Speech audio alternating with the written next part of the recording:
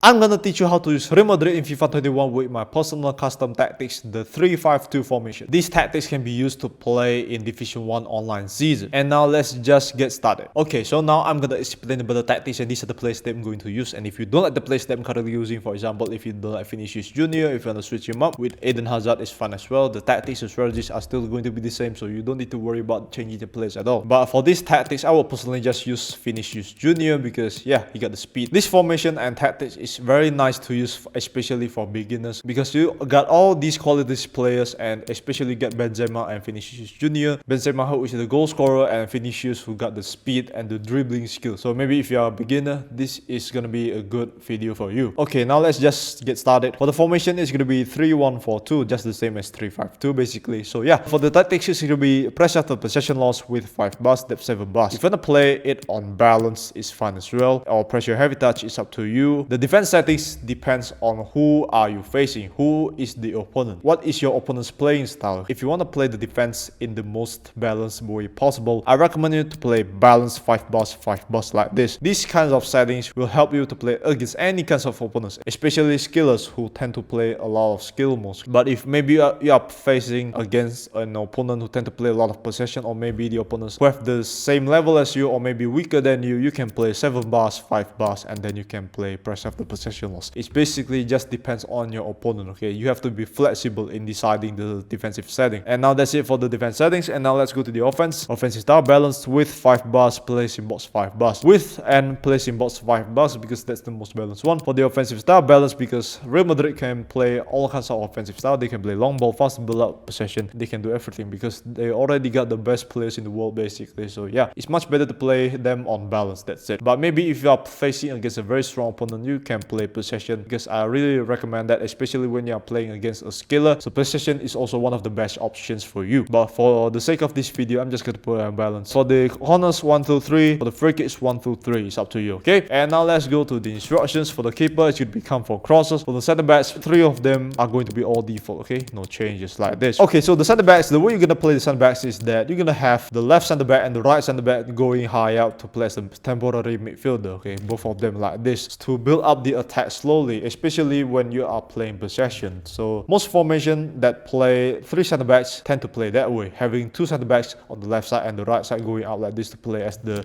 temporary midfielder like this. So don't be really afraid about taking the ball high up with your center backs, as long as you are aware of your surroundings. That's it. And now let's go to the midfielders. For Casemiro, it's going to be stay back while attacking. For the rest of them, all default. But if you want to put Casemiro on default like this, it's fun as well. But for this formation, I would rather put stay back while attacking, because that's the safest option. Casemiro in the real life, he tends to go into the box and score goals as well. He is very attacking minded and defensive minded at the same time. Okay, he's very hardworking. Instead of just defending, he also loves to attacking on the box as well, and also anywhere on the pitch basically. But he tends to play a lot more on the center. So yeah, he's going to go up and down like this in the real life. But for this formation, I want him to focus more on defending, because you're basically gonna have 6 players focusing more on attacking. So it's much better to have 4 players focus more on defending, with the 3 center backs as well. So that's why I put Casemiro on stay back while attacking. And now let's go to Toni Kroos and Modric. For Toni Kroos, it's gonna be all default. Okay, no changes. For Modric, it's going to be all default as well, no changes. Toni Kroos in the real life tends to play more like a box-to-box midfielder, but in the game, he's much better to play as a deep line playmaker. So he mostly tends to stay static on this midfield to control the attacking tempo from the midfield. He's very good at passing. As you can see, he got 91 passing, which is very crazy. He doesn't need a lot of speed on anything else. He just need a very good passing skills to control the attacking tempo from the back. But if you want to play Toni Kroos by playing like a box-to-box like this, up and down, going up and down like this, it's fun as well. But I don't really recommend it, because he doesn't have a lot of stamina. His physical is very low. He got only 68 physical and 54 pace. So in the game, just treat him more like a deep line playmaker. Box to box, okay, but don't do it all the time. And for Modric, he basically can do anything. He's very similar to Kevin De Bruyne. He can play as a playmaker. He can also play as a box to box midfielder. He can play all of them. And he is one of the players who have the most creativity in this team. So make sure to have Modric going up and down like this to play as a box to box midfielder, because he can also sometimes score goals. And also you can play him as a playmaker to control the attacking tempo from the midfield, just like Toni Kroos. So you're gonna have two